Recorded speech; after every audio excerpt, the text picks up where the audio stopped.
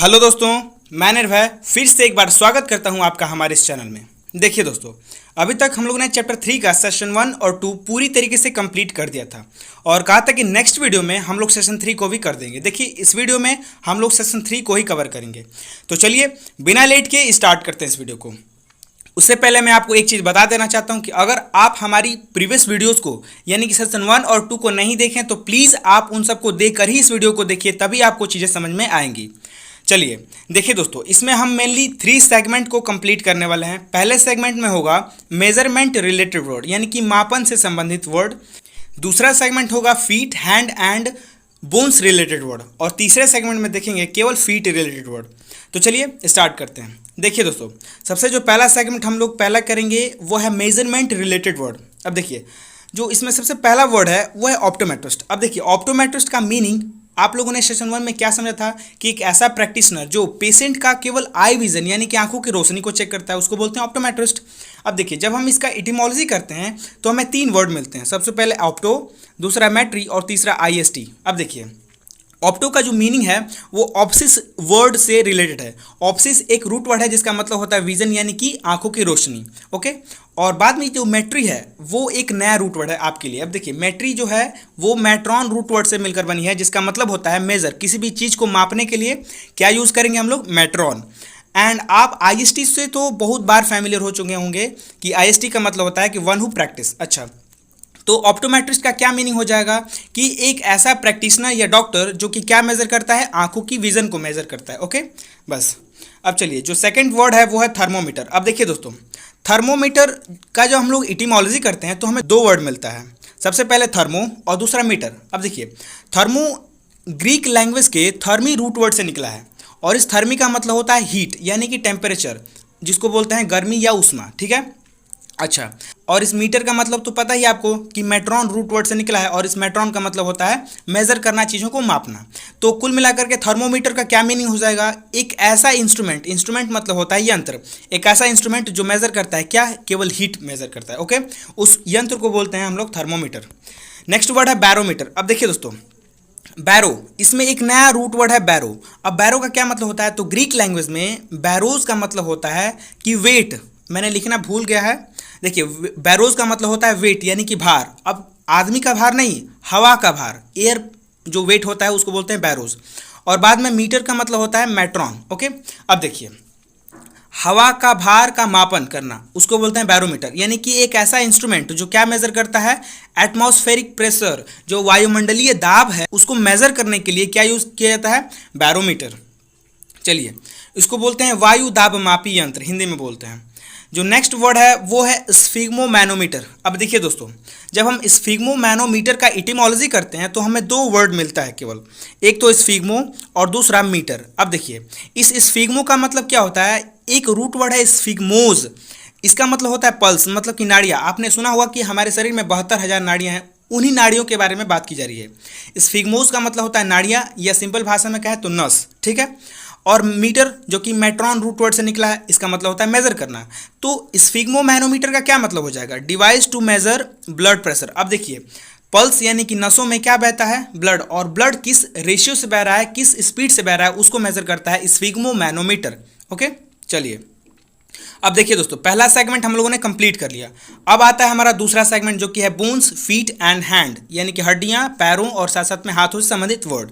अब देखिए, सबसे पहला है ऑस्टियोपैथी। अब देखिए दोस्तों, ऑस्टियोपैथी का मीनिंग हम लोगों ने सेशन 1 में समझा था कि एक ऐसा प्रैक्टिशनर जो कि पेशेंट को बिना मेडिसिन के थ्रू ही ठीक कर देता है। ठीक है, और केवल मसाज और एक्यूप्रेशर पॉइंट्स के हेल्प लेता है। अब देखिए, जब हम इसका इटिमोलॉजी करते हैं तो हमें 2 वर्ड मिलता है। सबसे पहले ऑस्टियो और दूसरा पैथी। अब देखिए, जो ऑस्टियो है वो ग्रीक लैंग्वेज ऑस्टियोन रूट वर्ड से निकला है और इस ऑस्टियोन का मतलब होता है बोन्स यानी कि हड्डियों को ऑस्टियोन बोला जाता है। और जो पैथी है वो इसका मतलब होता है पैथोज, पैथोज रूट वर्ड से निकला है इसका मतलब, और इसका मतलब होता है सफरिंग यानी कि डिजीज या सफरिंग। अच्छा, तो ऑस्टियोपैथी का मीनिंग क्या हो जाएगा? यानी कि disease caused by pressure of bones and blood pressure, यानी कि हमारे ब्लड प्रेशर या बोन्स का प्रेशर अगर डिसबैलेंस या अनबैलेंस हो जाएगा तो उसके कारण जो डिजीज उत्पन्न होती हैं उसको कौन डील करता है? Osteopathy branch. ओके, चलिए अब देखिए यहाँ पे एक पॉइंट है कि नॉट अ बोन स्पेशलिस्ट। अब जो ऑस्टियोपैथी को डील करने वाले लोग होते हैं वो बोन स्पेशलिस्ट नहीं होते, केवल वो बोन के प्रेशर और ब्लड प्रेशर को चेक करते हैं और उससे अपनी प्रॉब्लम्स को डील कराते हैं। अब देखिए यहाँ पे एक येलो वर्ड में है ऑस्टियोपैथिक एंड ऑर्थोपेडिस्ट। अब देखिए दोस्तों, ऑस्टियोपैथी क्या होता है, यानी कि बिना मेडिसिन के थ्रू ठीक करने वाले को ऑस्टियोपैथिक बोलते हैं, यानी मसाज एंड एक्यूप्रेशर पॉइंट्स के थ्रू ठीक करता है। अब ऑर्थोपेडिक का क्या मतलब होता है, देखिए ऑर्थोपेडिक का मतलब होता है एक ऐसा प्रैक्टिशनर जो कि छोटे छोटे बच्चों को जो उनसे परेशानी हो सकती है उनको डील करता है, उसको बोलते हैं ऑर्थोपेडिक। ओके चले, सेकेंड वर्ड है वो है कायरोपेडिस्ट। अब देखिए दोस्तों, कायरोपेडिस्ट का जब हम लोग इटिमोलॉजी करते हैं तो हमें कई सारे वर्ड्स मिलते हैं। सबसे पहले कायरो, दूसरा है पॉड और तीसरा है आईएसटी। अब देखिए कायरो का जो मेन ओरिजिन है वो ग्रीक लैंग्वेज कायर रूट वर्ड से, ठीक है, केर, इसको बोलते हैं केर। अच्छा, इस केर का मतलब होता है हैंड, यानी कि हाथों को केर बोला जाता है ग्रीक लैंग्वेज में। और जो पोड है वो पोन्स या पोडीज रूट वर्ड से निकला है जिसका मतलब होता है पैर। ओके, हाथ और पैर का मतलब समझ में आ गया। हाथों को बोलते हैं केर और पैरों को बोलते हैं पोडीज। और आईएसटी मतलब एक प्रैक्टिशनर है। तो कायरोपोडिस्ट का क्या मीनिंग हो जाएगा कि एक ऐसा प्रैक्टिशनर जो कि normal hand and foot problems को डील करता है उसको बोलते हैं कायरोपोडिस्ट। चलिए, तीसरा वर्ड है कायरोप्रैक्टर। अब देखिए दोस्तों, इसमें एक रूट वर्ड है कायरो, उसका तो मतलब आपको पता हो गया कि कायरो मतलब होता है हाथ। ओके, एंड प्रैक्टर का क्या मतलब होता है, तो देखिए प्रैक्टर का मतलब होता है किसी फील्ड को प्रैक्टिस करने वाले लोग। देखिए कायरो मतलब हैंड एंड प्रैक्टर मतलब प्रैक्टिस करने वाले लोग। तो कायरोप्रैक्टर का क्या मीनिंग हो जाएगा कि एक ऐसे पर्सन जो कि हाथों से चीज़ों को रिलेटेड होते हैं उनको डील करते हैं। तो क्या करते हैं, देखिए पार्म रीडर्स, कई सारे ऐसे लोग होते हैं जो आपकी हथेली को देख करके, उनकी रेखाओं को देख करके आपके फ्यूचर को प्रेडिक्ट कर सकते हैं कि हाँ आपका फ्यूचर कैसा होने वाला है, तो उनको बोलते हैं कायरोप्रैक्टर। और हाथों से संबंधित परेशानियों को भी ठीक करते हैं, जैसे कि हाथों में कई जगह ऐसा होता है जिनको प्रेस करने से अलग अलग बॉडी के ऑर्गन इफेक्ट होते हैं, तो उनको भी वो करते हैं। अब देखिए जो फोर्थ वर्ड है वो है कायरोग्राफी। अब देखिए दोस्तों, कायरोग्राफी में कायरो तो आप फैमिलियर हैं कि हाँ हैंड होता है, कायरो मतलब हाथ, लेकिन ग्राफी एक नया वर्ड है। अब देखिए जो ग्राफी है वो ग्रेफीन रूट वर्ड से निकला है। इस ग्रेफीन का मतलब होता है टू राइट, चीज़ों को लिखने को बोलते हैं ग्रेफीन ग्रीक लैंग्वेज में। अब देखिए तो कायरोग्राफी का क्या मीनिंग हो जाएगा, तो एक्सपर्टनेस इन हैंड राइटिंग, यानी कि अगर कोई व्यक्ति हैंड राइटिंग में एक्सपर्ट है, उसकी हैंड राइटिंग बहुत अच्छी है, तो उसको बोलेंगे कायरोग्राफी। ये बेसिकली पुराने ज़माने में यूज होता था जब राजा महाराजा पत्थरों पर लिखवाया करते थे किसी पर्सन से, और साथ साथ में तांबे के पेपर्स पर लिखवाया जाता था, तो वहाँ पर कायरोग्राफी का यूज़ किया जाता था, यानी कि एक ऐसा बंदा जो कि लिखने में बहुत ज़्यादा एक्सपर्ट हो, उसकी हैंड राइटिंग अच्छी हो।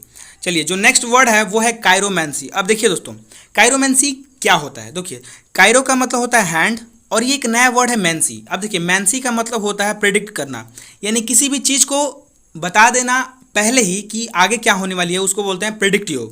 ओके, चलिए तो कायरोमैंसी का क्या मीनिंग हो जाएगा ओवरऑल, देखिए telling future by reading your palms, यानी कि आपके हाथों को देख करके कुछ प्रेडिक्ट करना, फ्यूचर को होने वाली घटनाओं को बता देना, उसको बोलते हैं कायरोमैंसी। देखिए कायरोमैंसी और कायरोप्रैक्टर लगभग एक ही होते हैं, बट कायरोप्रैक्टर क्या होते हैं कि हाथों से जुड़ी समस्याओं को भी ठीक करते हैं, बट कायरोमैंसी केवल फ्यूचर को प्रेडिक्ट करता है। चलिए अब जो नेक्स्ट वर्ड है फीट रिलेटेड वर्ड्स, यानी कि वो सारे वर्ड्स जो कि पैरों से संबंधित होंगे। चलिए सबसे पहला वर्ड है ऑक्टोपस। अब देखिए दोस्तों, ऑक्टोपस आप जानते हैं कि 8 पैरों वाला जानवर होता है, तो ये कैसे होता है, इसके इटिमोलॉजी देखिए, ये 2 वर्ड से मिला है, ऑक्टो और पस। ऑक्टो का मतलब होता है ग्रीक लैंग्वेज में 8 को बोलते हैं ऑक्टो, एंड जो पस है वो एक पॉस रूट वर्ड से निकला है, इसका मतलब होता है पैर। ओके, इसका मतलब होता है पैर। अब देखिए 8 पैरों वाले जानवर हो या आदमी हो या कुछ भी चीज़ हो जिसका 8 पैर हो, हम उसको बोल सकते हैं ऑक्टोपस। ओके, हैविंग 8 आर्म्स, देखिए ऑक्टोपस का मैंने फिगर भी लगाया है। अब आते हैं प्लेटिपस। अब देखिए ग्रीक लैंग्वेज में एक प्लेटिस वर्ड है, और इस प्लेटिस का मतलब होता है चपटा, चपटे चीज़ को बोलते हैं प्लेटिस, है ना। और पॉस का मतलब क्या होता है, फीट यानी पैर। अब देखिए तो प्लेटिपस का मीनिंग क्या हो जाएगा कि एक ऐसा जानवर जिसका पैर कैसा हो, चपटा हो, तो उसको बोलते हैं प्लेटिपस, यानी कि फ्लैट फिटेड। देखिए बत्तख का होता है, ये चूजे का होता है, ये मुर्गी का होता है, जो पैर होता है वो चपटा होता है, इसलिए उनको बोलते हैं प्लेटिपस एनिमल। अब देखिए नेक्स्ट वर्ड है पोडियम। अब देखिए दोस्तों, पोडियम में एक रूट वर्ड है पोड, जो कि पोडस रूट वर्ड से मिलकर बना है, और इस पोडस का मतलब होता है पैर। ओके, और एक नया सफिक्स आया इसमें IUM। IOM का मतलब होता है प्लेस वेयर, मतलब कि वो जगह जहाँ, कोई भी जगह जहाँ। आप इसको ध्यान से सुनिए, कोई भी जगह जहाँ। अब देखिए पोडियम का क्या मतलब हो जाएगा, जहाँ पे पैर रखा जाता है पोडियम होता है। चलिए अब इसका एग्जाम्पल देखिए, जैसे कि जिम्नासियम। अब जिम्नास्टिक करने की जगह IM है ना, प्लेस वेयर, उसको बोलते हैं जिम्नास्टियम। स्टेडियम, जहाँ पे लोग खड़े होते हैं स्टेडियम होता है। ऑडिटोरियम, जहाँ पे लोग ऑडियंस सुनते हैं उनको बोलते हैं ऑडिटोरियम। अब देखिए नेक्स्ट वर्ड है ट्राईपॉड। अब देखिए दोस्तों, ट्राईपॉड में दो वर्ड है, ट्राई और दूसरा पॉड। ट्राई का मतलब होता है थ्री, यानी तीन को ट्राई बोलते हैं। और पोड जो है वो पोडोज रूट वर्ड से मिलकर बना है। इस पोडोज का मतलब होता है पैर। तो किसी भी चीज़ का तीन पैर होगा तो हम उसको बोल सकते हैं ट्राईपॉड, यानी कि अ 3 लेग्ड डिवाइस। ये बेसिकली एक कैमरे का स्टैंड होता है जहाँ पर कैमरे को फिक्स करते हैं, ठीक है, तो ट्राईपॉड बोलते हैं उसको। अब देखिए जो फिफ्थ वर्ड है वो है पोडियाट्रिस्ट। अब देखिए दोस्तों, पोडियाट्रिस्ट को जब हम एटिमोलॉजी करते हैं तो तीन वर्ड मिलते हैं। सबसे पहले पोड, दूसरा आई ट्री और तीसरा IST। अब देखिए पोड जो है वो पोडोज रूट वर्ड से बना है और इस पोडोज का मतलब होता है पैर।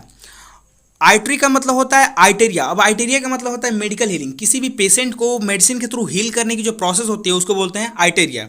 और IST मतलब कि प्रैक्टिशनर होता है। अच्छा, तो पोडियाट्रिस्ट का क्या मीनिंग हो जाएगा कि मेडिकल हीलिंग ऑफ फुट, पैरों को मेडिसिन के थ्रू हील करने की जो प्रोसेस होती है उसको बोलते हैं पोडियाट्रिस्ट। अब देखिए पोडियाट्रिस्ट बराबर होता है कायरोपेडिस्ट। कायरोपेडिस्ट में क्या होता है, छोटे छोटे हाथ और पैरों की जो समस्याएं होती हैं छोटी छोटी, उनको डील करते हैं। और पोडियाट्रिस्ट में भी पैरों की समस्याओं को डील किया जाता है। तो ये हुआ सारा वर्ड्स कंप्लीट। अब आपकी बारी है कि कैसे प्रैक्टिस करते हैं। देखिए आप एक एक सेंटेंस को पढ़िए, उसका वर्ड को गेस कीजिए, उसका पहला लेटर भी दिया है। अब देखिए यहाँ पे है कि pertaining to the measurement of atmospheric pressure, मतलब एटमॉस्फेरिक प्रेशर को जो मेजर करता है वो क्या होता है, बैरोमीटर। आप यहाँ पे बैरोमीटर लिख दीजिए। वैसे ही आप करिएगा, इसको सॉल्व करके आप कमेंट में जरूर इसका आंसर लिखिएगा ताकि मुझे पता चले कि हाँ आपको कितनी चीज़ें आ रही हैं और मैं कितनी चीज़ें समझा पा रहा हूँ। ओके, आप इसका स्क्रीनशॉट ले लीजिए, मैं तब तक 5 सेकेंड तक रुकता हूँ। चलिए अब देखिए दोस्तों, अब जो नेक्स्ट वीडियो होगा वो होगा सेशन 4।